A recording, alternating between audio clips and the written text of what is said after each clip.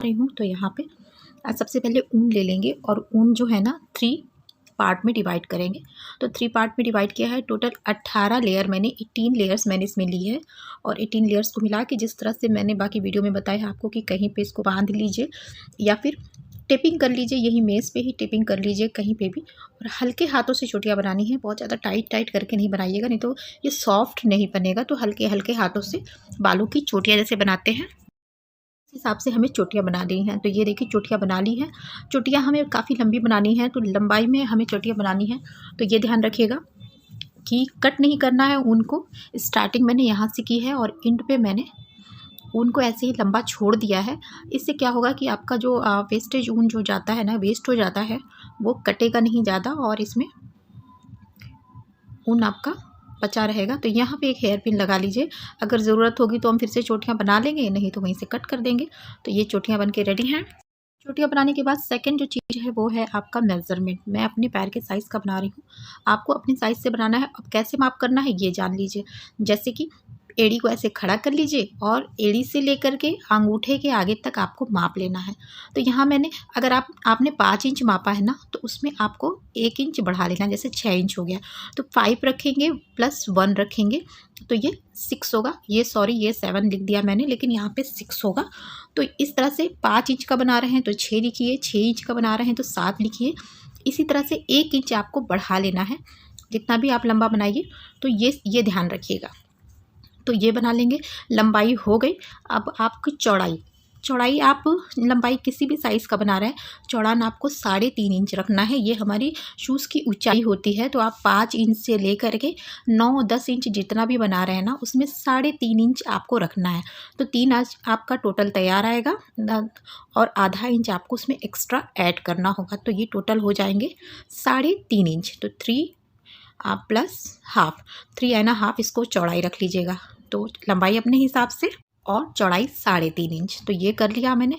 अब यहाँ पे सेम कलर का थ्रेड लीजिएगा, तो इससे क्या होगा कि बिल्कुल भी सिलाई आपकी पता नहीं चलेगी। तो मैंने सेम थ्रेड ले लिया है और मीडियम साइज़ की आपको बिस्तर सिलने वाली सुई लेनी है।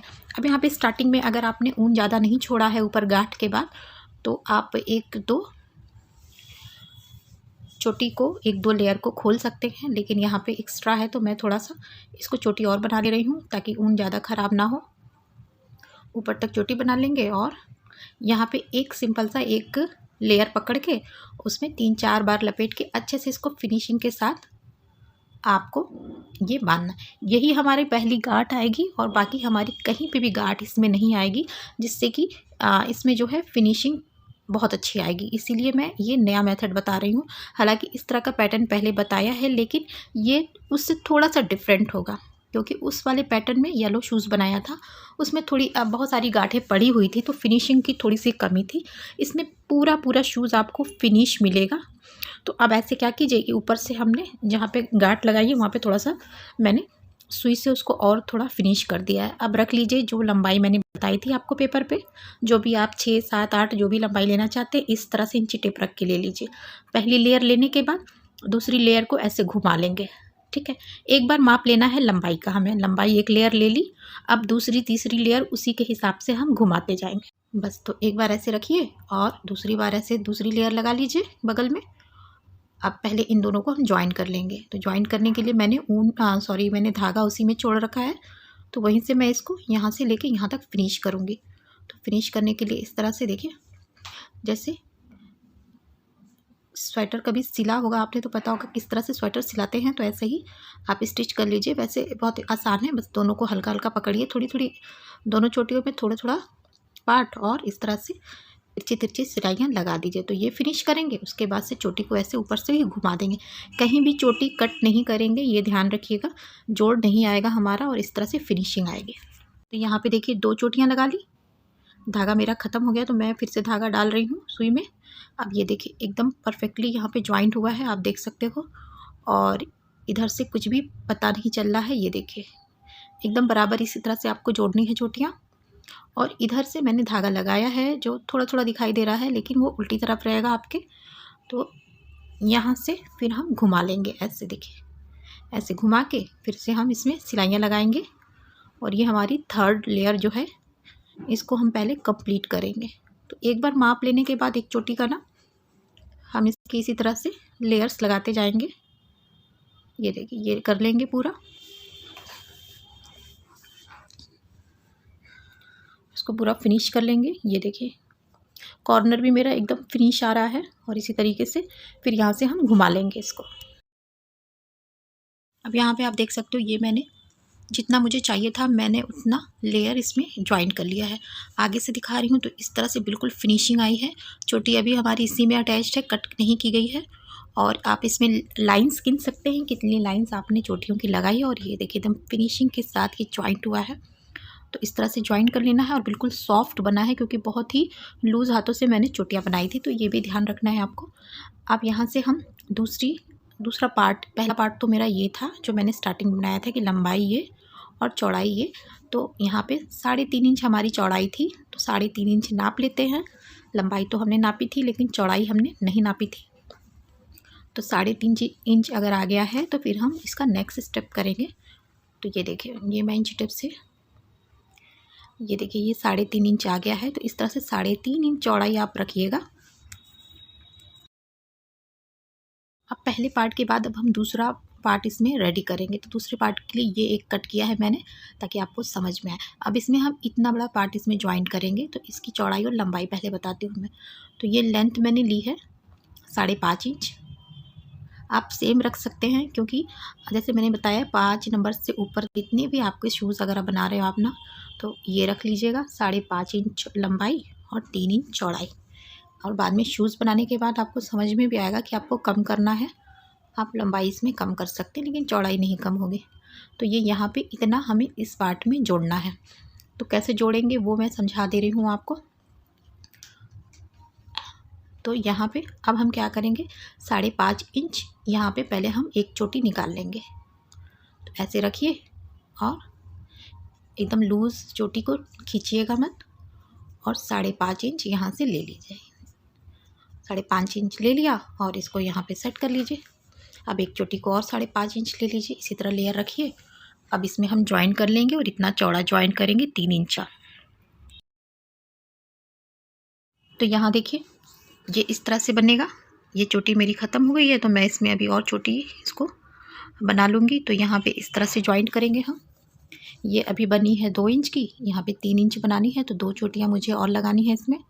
और इस तरह से ये पार्ट तैयार हुआ था। इसी तरह से हम ये पार्ट तैयार करेंगे और इसके बाद हम ये पार्ट एक बार और लगा देंगे इसमें। ठीक है, ऐसे लगा देंगे। ये देखिए, जितना स्टार्टिंग में बनाया था उतना ही चौड़ा इधर भी हम चोटी को अटैच कर लेंगे इसमें। तो चोटी की इसी तरह से लेयर आप घुमा घुमा के लगाते जाइए। कहीं भी कट नहीं किया, कहीं भी नॉट भी नहीं लगाई इसमें हमने। और इसमें कहीं भी वेस्टेज भी नहीं होगा आपका ऊन ज़्यादा। तो ये देखिए, ये पहला पार्ट था, फिर से बता रही हूँ, जो हमने तैयार किया। ये बीच वाला पार्ट था जो छोटे पेपर पे मैंने दिखाया। और पहले पार्ट की तरह ही मैंने ये दूसरा वाला पार्ट भी इसमें ज्वाइन किया है। सेम रहेगा, चोटियाँ गिन के आप इसमें लगा लीजिए। लास्ट में माप की भी ज़रूरत नहीं होगी। आप इस तरह से भी सेट करके देख सकते हैं, यहाँ से बीच में से। तो एक बराबर ये आ रहा है, चौड़ाई लंबाई सारी चीज़ें एक बराबर आ रही हैं। ये देखिए, तो हमारा ये पार्ट बन के रेडी हो गया है। आप बुनाई भी देख सकते हैं, बिल्कुल एक बराबर चोटी बनी है, बिल्कुल फिनिशिंग के साथ बनी है। और ये हमारा पैटर्न बन के रेडी हो गया है। एक ही चोटी में मैंने घुमा घुमा के चोटियाँ बनाई हैं। और सबसे अच्छी बात है, देखिए, यहाँ पे हमें फिनिशिंग चाहिए और यहाँ पे दोनों साइड हमें फिनिशिंग चाहिए, क्योंकि शूज़ में ये ऊपर आता है जहाँ से हम पैर डालते हैं, तो वो 2-3 जगह हमें फिनिशिंग चाहिए। अब इसकी स्टिचिंग करते हैं। तो ऐसे मोड़ लीजिए इसको। तो यहाँ पे सेम कलर का ऊन मैं यूज़ कर रही हूँ मजबूती के लिए। तो आप यहाँ पे ऊन ले लीजिए और ऊन लेने के बाद हम इसकी यहाँ से स्टार्टिंग करेंगे रनिंग स्टिच। बहुत छोटी छोटी रनिंग स्टिच उठानी है, बहुत बड़ी नहीं उठानी है, नहीं तो फिर उसमें होल दिखेगा। तो छोटी छोटी रनिंग स्टिच उठाइए और इस तरह से इसको सिलाई लगा दीजिए। यहाँ पे जो है ना, लास्ट में ये नॉट वाला थोड़ा सा नॉट का धागा पूरा नहीं खींचेंगे, थोड़ा सा वहाँ छोड़ देंगे। और ये पूरी रनिंग स्टिच उठा ली मैंने। अब इसको ऐसे खींच देंगे। खींच के जितना पॉसिबल हो सके धागा टूटे ना, और खींच दे, श्रिंक कर दे बिल्कुल इसको। और आपस में दोनों नॉट वाला छोर और ये वाला सुई वाला दोनों पकड़ के हम आपस में इसकी टाइटली नॉट लगा देंगे 2-3।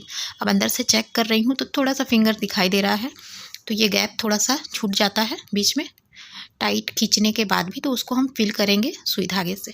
तो ऊन जो है उसको कट मत कीजिएगा, वहाँ से सुई में लगा रहने दीजिएगा और वहीं से हम इसकी फिनिशिंग कर लेंगे। इसको 3-4 बार हम सिल देंगे।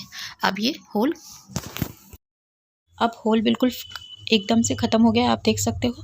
अब हम यहीं से पकड़ लेंगे, जहाँ से हमने धागा छोड़ा है, कट किया है, वहीं से पकड़ लेंगे और यहीं से हम सिलाई लगाना स्टार्ट करेंगे। ऐसे लंबाई में पकड़ लीजिए और ये पूरा फिनिश करेंगे इस कॉर्नर तक। तो यहाँ से स्टार्ट करेंगे और इसी तरह से तिरछा तिरछा सिलाई लगाएंगे, बहुत ज़्यादा दूर दूर नहीं लगाएंगे, फिनिशिंग के साथ लगाएंगे। इस तरह पकड़ लीजिए दोनों हाथों में, ये देखिए ऐसे, और इस तरह से सिलाइयाँ लगाते जाइए। पूरा लंबाई में सिलाई लगा रही हूँ। और यहाँ देखिए ये लास्ट में आ गई, जो पीछे एड़ी है वहाँ आ गई मैं। तो एड़ी में थोड़ा सा ध्यान देना है कि किस तरह से हमें इसको फिनिश करना है सिलाई को। एकदम ऊपर तक मैंने सिल लिया, ये देखिए यहाँ तक सिल लिया, लेकिन फिर से हम 3-4 सिलाई फिर से नीचे ले जाएंगे। वहीं पे हम कट नहीं करेंगे धागा, नहीं तो वो ऊपर दिखेगा हमारी एड़ी के पीछे, इसीलिए धागे को थोड़ा नीचे ले आएंगे। तो सिलाई करते हुए धागा थोड़ा नीचे ले आइए, उसी में बीचों बीच में ला दीजिए या फिर सबसे नीचे ले आइए और यहीं पे लाके अब हम यहाँ पे सिलाई को 3-4 लगा के यहाँ पे कट कर लेंगे। ऊपर एकदम नहीं कट करना है, ये ध्यान रखिएगा। बस इसको काट देंगे।